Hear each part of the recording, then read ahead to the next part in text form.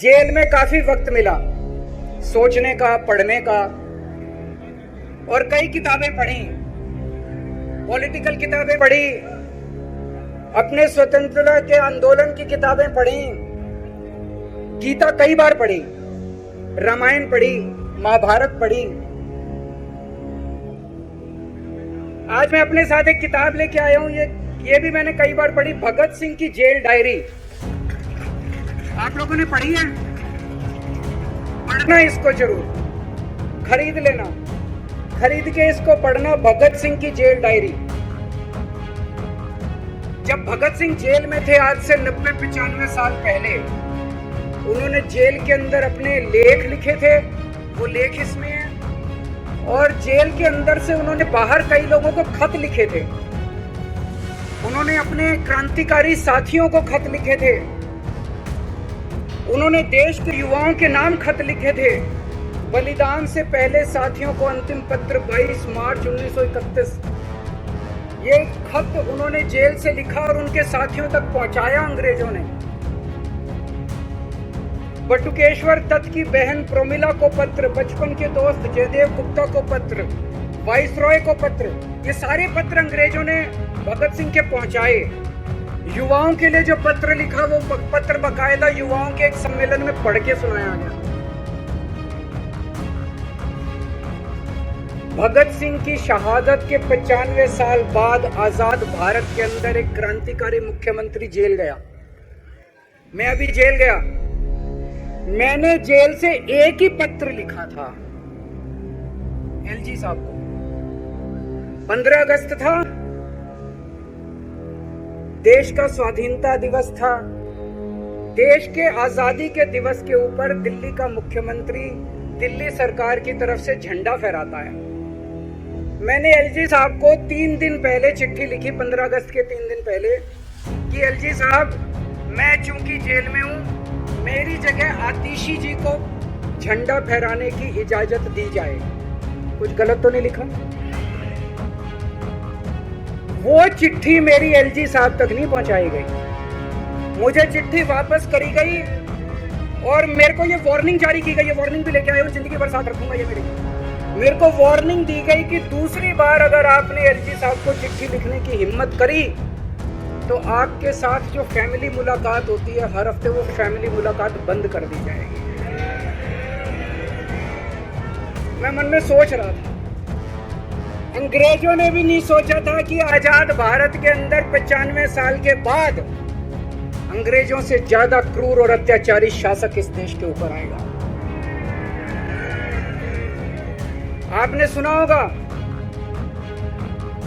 बटुकेश्वर दत्त और भगत सिंह ने असेंबली में एक बम फेंका था, या सुना है सब लोग? तो दोनों को जेल हुई, दोनों को एक ही जेल में रखा गया, बगल बगल वाली कोठरी में रखा गया।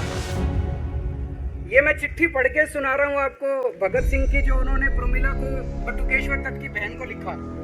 कल रात बट्टू को किसी दूसरी जेल में भेज दिया गया है, तब तक वो उनके साथ ही था भगत सिंह के। ये चिट्ठी 17 जुलाई 1930 की है। उनकी जुदाई मेरे लिए असहाय हो रही है। भगत सिंह लिख रहे हैं बटुकेश्वर दत्त की बहन को कि बटुकेश्वर दत्त की जुदाई मेरे लिए असहनीय हो रही है। आज पहला दिन है जब मैं अपने को पूरी तरह उद्विग्न पा रहा हूं और मेरे लिए हर मिनट एक बोझ बन गया है। एक मित्र से जुदा होना सचमुच सगे भाई से भी ज्यादा प्रिय थे मेरे को बटुकेश्वर। तो दोनों साथ रहते थे। 95 साल के बाद मनीष सिसोदिया और केजरीवाल एक ही केस में जेल जाते हैं।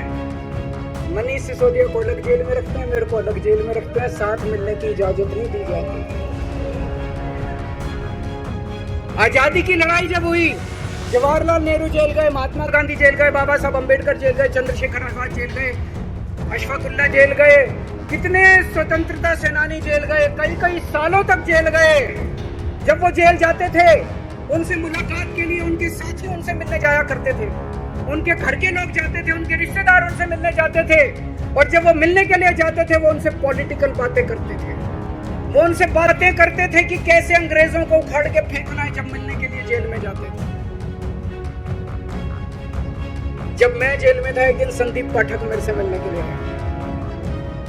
मैं भी पॉलिटिकल आदमी हूँ, वो भी पॉलिटिकल हमारी पार्टी का संगठन मंत्री है।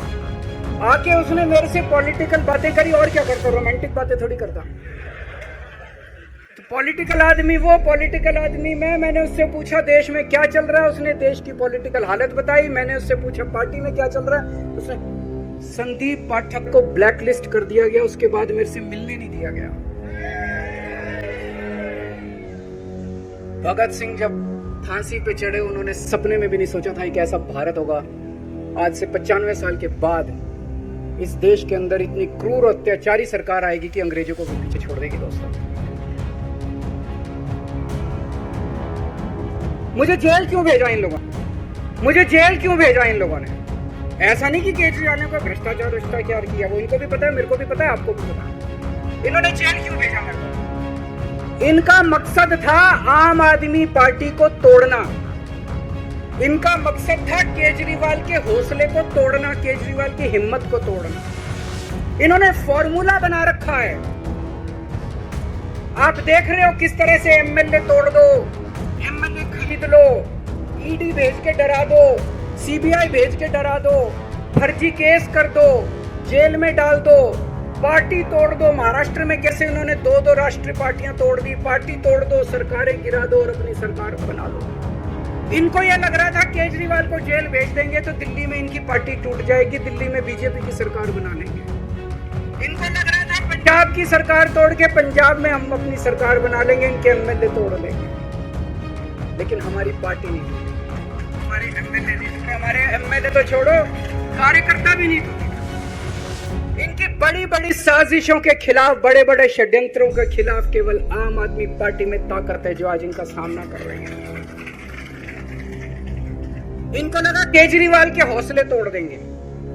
आज मैं आपके सामने खड़ा हूं और मैं पूरे विश्वास के साथ कह रहा हूं कि जेल के इन 150-200 दिन जो मैं जेल में रहा, इन दिनों ने मेरे हौसले को और 100 गुना बढ़ा दिया है, कम करने की बजाय।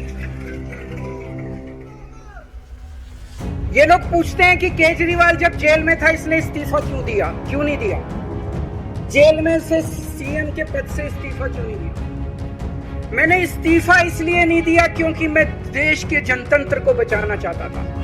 इन्हें जो इतने फॉर्मूले बना रखे हैं, एमएलए तोड़ दो, पार्टियां तोड़ दो, एमएलए खरीद लो, डरा दो, अब एक फॉर्मूला और इन्होंने नया बनाया है। जहां जहां ये चुनाव हारे, वहां के मुख्यमंत्री पे फर्जी केस करके उसको गिरफ्तार कर लो और उसकी सरकार गिरा दो।